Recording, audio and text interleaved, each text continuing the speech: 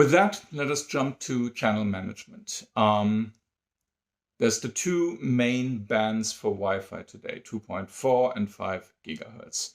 We said 6 is coming, but of less interest at this moment in time. Should I do 2.4 or 5 gigahertz? And the answer is clearly do both.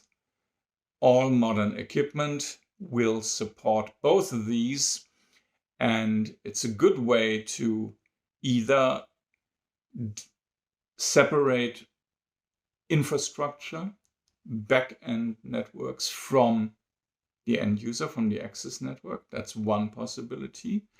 But it's also good to separate user groups from one another, or to simply distribute your users over different frequency bands to take off load of each of these.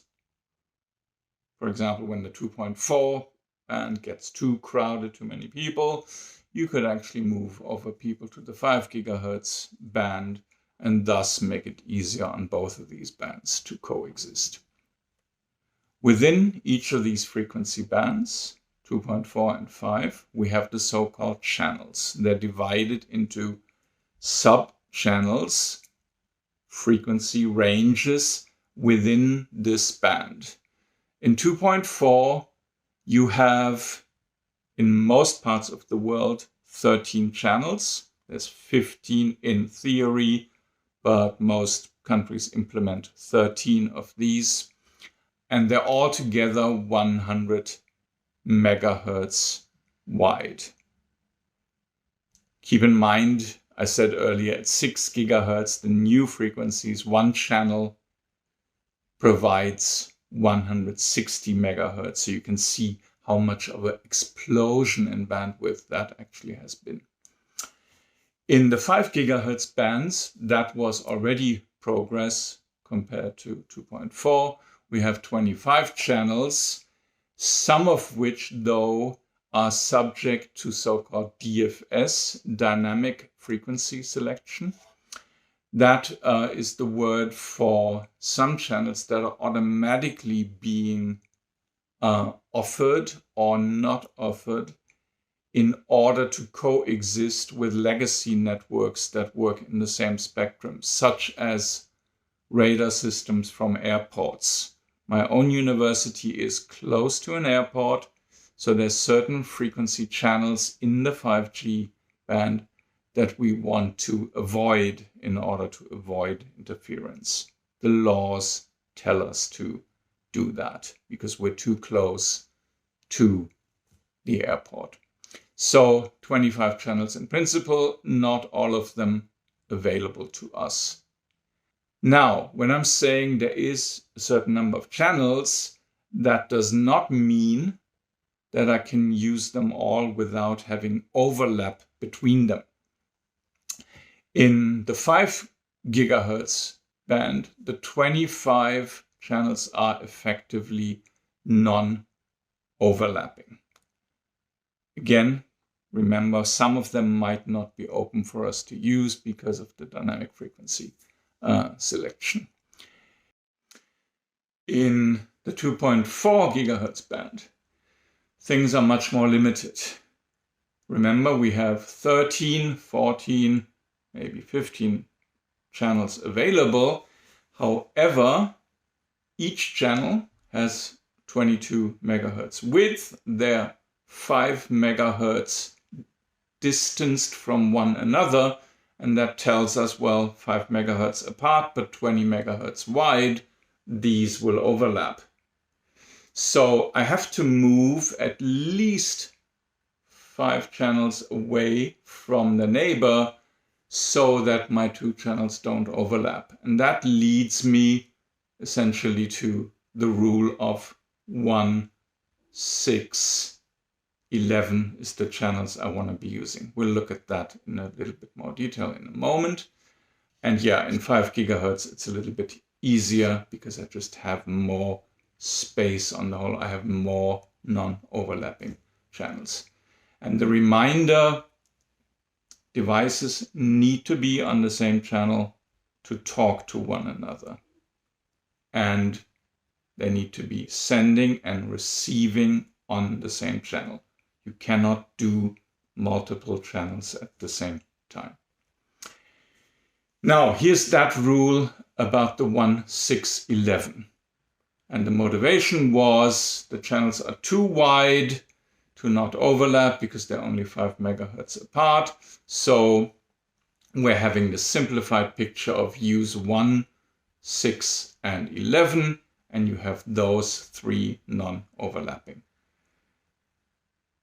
What channels are okay to be used in your country? Well, make that test with yourself and find out which channels you can actually use.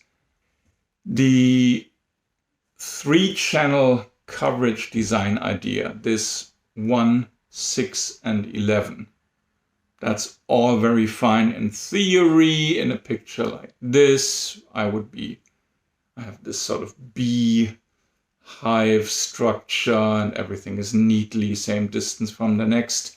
And then I can design them such that overlap between them is essentially minimized. There's no overlap in any of this picture here where we have one channel 1 meeting the next channel 1, or 6 meeting 6, or 11 meeting 11.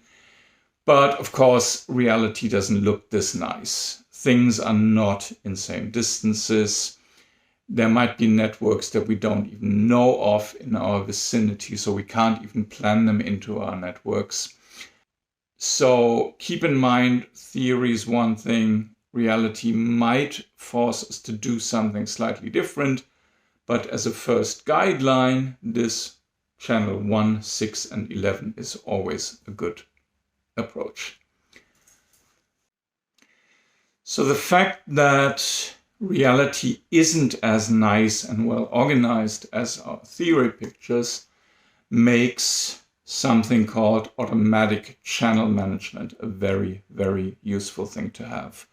What this means is that rather than signing channels manually, like making that drawing and then saying, okay, I'll do channel 1 here, I'll do channel 6 there, I will let a managed system take care of that itself, because it can scan the space around it, it can register what channels are in use and then make the best decision itself. This, of course, assumes that I am using a managed wireless network. What does this look like? Here's just a few snapshots from an Aerohive, now Extreme system at my home university. And without going into any detail here, you can see how we have this heat map and the distribution of access points over the building. And they've each automatically chosen their channels such that they form this 1, 6, 11 patchwork, where they're always trying to stay away from a neighbor on the same channel. Same in 5 gigahertz with a lot more space available. You can also, if you look closely here, you will see that we're actually not seeing 1, 6, 11, but we're seeing 1, 5, 9, 13 approach, which is almost as good as the 1, 6, 11, and in some cases even better. I have a little bit of overlap between 1 and 5, and 5 and 9, 9, 13, but on the plus side, I have one more channel. So I might have a trade-off here where it's actually better in terms of the resulting throughput. It's actually better to have a little bit of overlap and one more channel than only the 3 channels. The worst thing you can have, and what you should avoid under all circumstances, is nearby channels. If you have to be close, if you can't avoid being in the vicinity of your first channel, then rather put it on the same channel as then on the neighboring one, the adjacent channel. So channel 1 and 2 is worse than having 2 APs on the same channel 1. Why is that? if they're on the same channel, they can negotiate their conflicts within that channel, which they can't do if they're on neighboring channels. So if you really can't avoid being close, then better to be on the same channel.